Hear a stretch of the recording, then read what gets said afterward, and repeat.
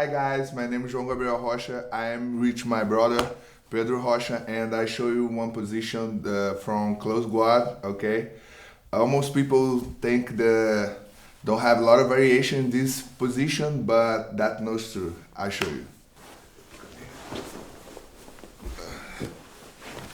Close guard, alright? Now I need grip the both hands of him and him stand up. The moment that him put the second foot, I need open the guard and close again in his knee. Okay? And now I do one move like hip escape, like this, and I break this grip and sweep. The detail here is you need to be heavy, all right?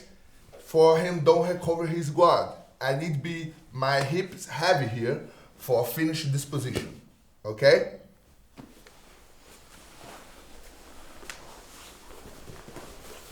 One more time.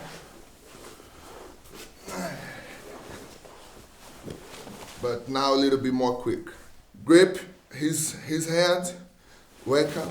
The moment that him put this foot, the second foot, the last foot, I open, my guard and close the side of his knee, okay? Now, I move my hip like hip escape,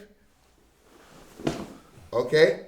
And break this grip and sweep him. Why I don't break the another one?